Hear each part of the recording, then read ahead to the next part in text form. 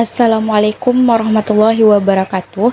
Perkenalkan, nama saya Preti Sahani dengan NIM 2223250020. Baiklah, di sini saya akan bahas materi mengenai tugas-tugas perkembangan menurut perspektif Islam. Tugas-tugas perkembangan menurut Hafid Ras dalam Harlock 1992, tugas-tugas perkembangan muncul pada saat atau sekitar periode tertentu dari kehidupan individu yang jika berhasil akan menimbulkan rasa bahagia dan membawa ke arah keberhasilan dan melaksanakan tugas-tugas berikutnya. Tetapi, bila gagal dapat menimbulkan rasa tidak bahagia dan kesulitan dalam menghadapi tugas-tugas berikutnya. Sedangkan tujuan dari tugas perkembangan ini adalah sebagai pedoman bagi orang tua dan guru untuk meningkatkan motivasi dalam mempelajari hal-hal yang diharapkan oleh masyarakat dan untuk menyiapkan anak dalam menghadapi harapan-harapan baru. Pembagian fase perkembangan anak dalam Islam. Nah, dalam pembagian fase perkembangan anak dalam Islam ini ada 5 pembagian fase. Yang pertama itu fase tufulah awal atau kanak-kanak awal dari umur 0 sampai 7 tahun.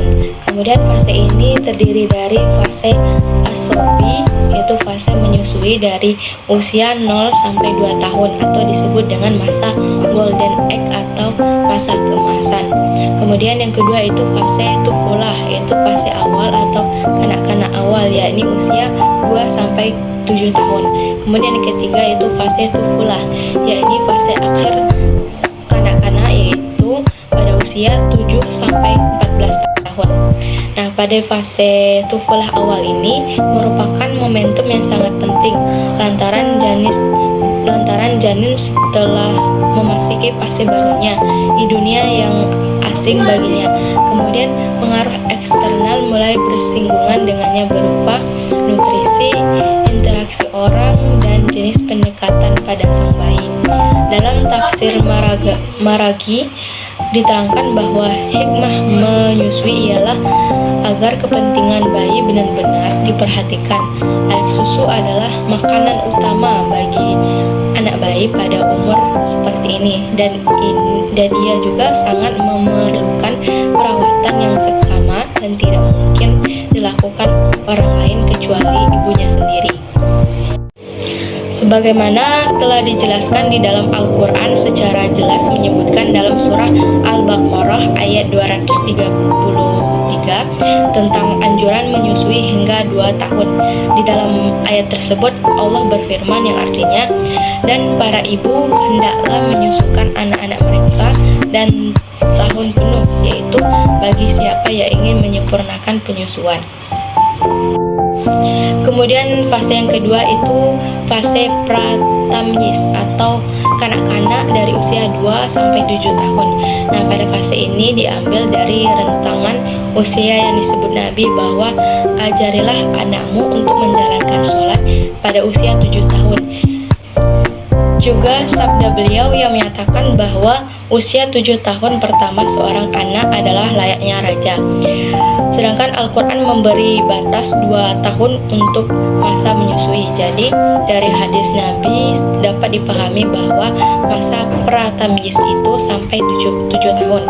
Nah, kemudian dibatasi oleh ayat Al-Quran 2 tahun tentang perintah menyusui. Maka untuk sampai 7 tahun adalah masa antara, yakni 2 sampai 7 tahun.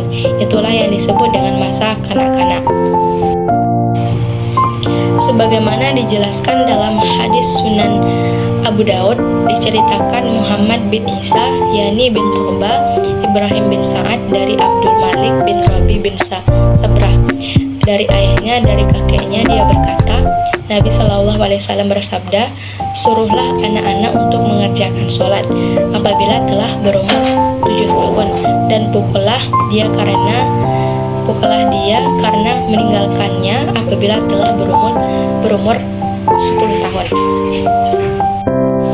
Kemudian yang ketiga itu fase tufulah akhir atau kanak-kanak akhir, yaitu pada usia 7 sampai 14 tahun. Nah, pada fase ini lazim disebut sebagai masa sekolah. Anak-anak sudah mempunyai kemampuan untuk belajar menulis, membaca, dan berhitung.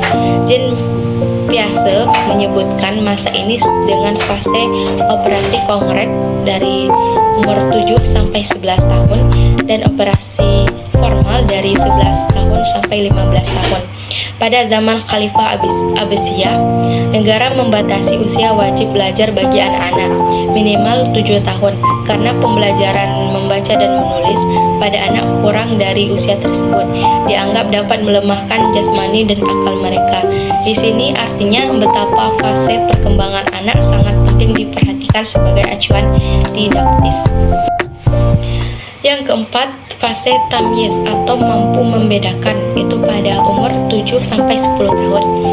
Secara istilah, kata tamyiz adalah kekuatan daya pikir yang dengannya anak mampu menemukan dan menetapkan beberapa makna atau perkataan. Sedangkan secara tanda tamyiz, para ulama memberikan pendapat yang beragam tentang tanda-tanda tamyiz. Sebagai ada yang berpendapat bahwa indikator mumayyiz atau seseorang yang telah tamyiz adalah anak mampu memahami sesuatu pembicaraan dan mampu menjawab. Fase tamyiz merupakan fase di mana seseorang anak dipersiapkan atau harus mempersiapkan dirinya untuk melakukan peran sebagai Abdullah.